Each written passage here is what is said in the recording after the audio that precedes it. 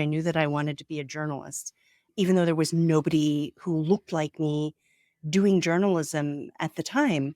If I were to go back, I would probably tell younger Korean Americans to seek out the kinds of mentors and networks that I didn't have, and to seek out mentors and networks who look like them and have followed the path that they aspire to, because they can really guide them and teach them what that path is going to look like and really be their entree into a world that might seem intimidating or challenging and full of obstacles.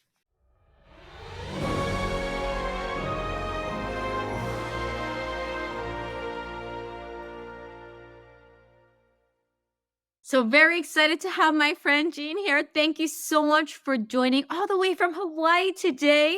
I know you've been out there working on some special projects and reflecting, and thank you for stepping away to have this conversation with me as we celebrate AAPI Heritage Month in May.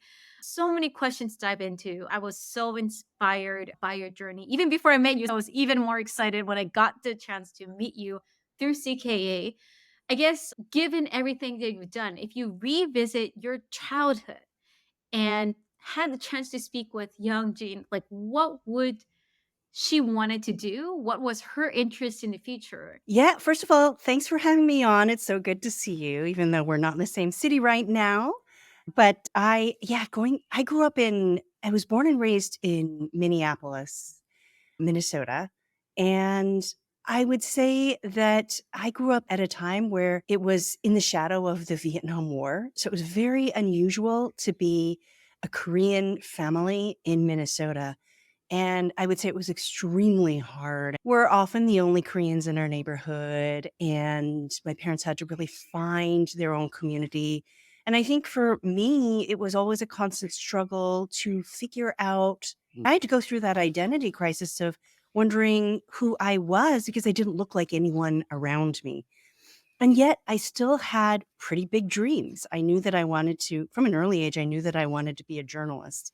How was your first early assignments? I assume you're still one of the very few. There weren't people who looked like you or were maybe perhaps interested in the type of topics you might have been. Tell me a little bit more how it was like then. I knew that I wanted to be a foreign correspondent in South Korea at some point in my career. So my early internships were at the Korea Herald, which is an English language paper as in Seoul. And I believe I was the first American journalist that they brought on board. And then I went to work for the Korea Herald for a couple years after I graduated from college. I went to journalism school after that for graduate school. And then it was while I was in graduate school that the then bureau chief of the AP reached out to me to try to hire me. I started at the AP, and with the AP went around the world. Now, to your question about, yeah, it was tough. I will admit that there were moments where I would look at the leadership of the AP at the time. This was many years ago, and they didn't look anything like me. And I will say that for most of my career at the AP, I felt like the odd person out because there just weren't very many Asian American foreign correspondents, certainly no other Korean American foreign correspondents.